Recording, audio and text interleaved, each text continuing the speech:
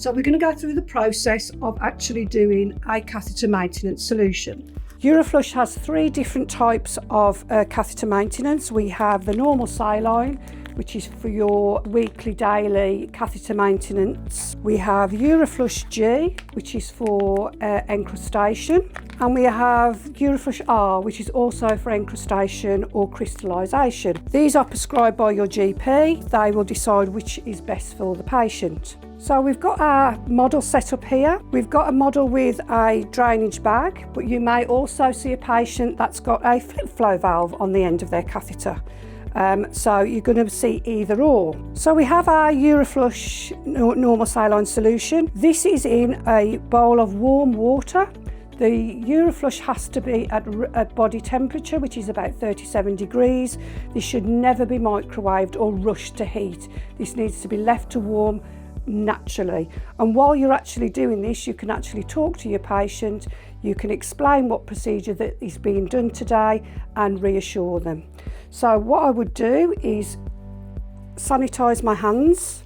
Obviously, if you're in a patient's home, you'll either sanitise your hands or wash your hands depending on the circumstances that you are in. Then we would pop on our apron.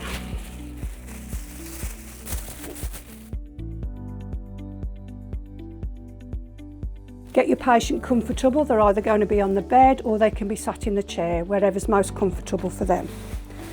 So I'll pop on my gloves.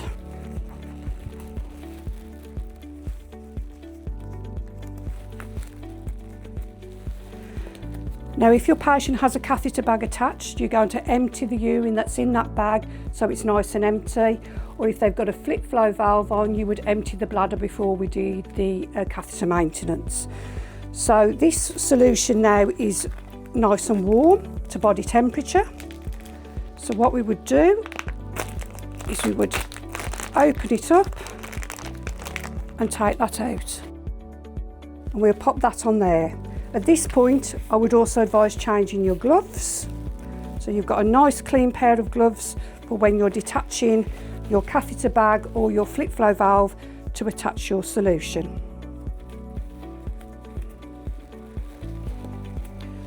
So your solution, it's a little pouch, it's got a clamp on it and it's got a stopper. So what we would do is at this point, we would clamp so we don't get any spillage. Pop that down there. We would take off your catheter bag. Give it a snap. There we go. So the end comes off. And we are popping the solution into the end of the catheter. Give it a good push so it's in firmly. Invert the sachet and open the valve. Now we are just going to let gravity do the work here. You should never squeeze the solution. You may feel a little bit of resistance, but gravity will do its job. We're not here to squeeze the solution into the bladder.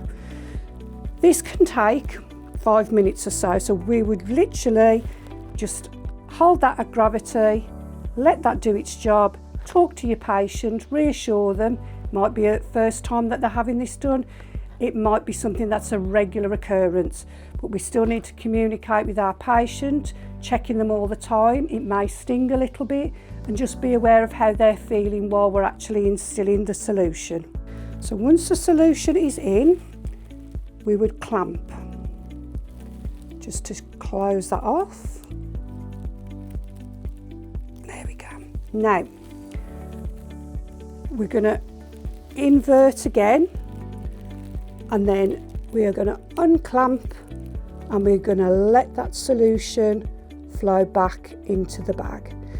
So what's gone in should come out, and that will fill up quite nicely. So exactly what's been instilled will come back into the bag. Once that is full again, we would clamp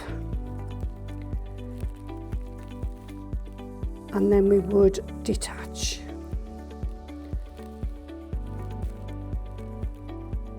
So pop that into your receptacle and then reattach whatever drainage device you would need for your patient. And that's how we would do an installation. Thank you.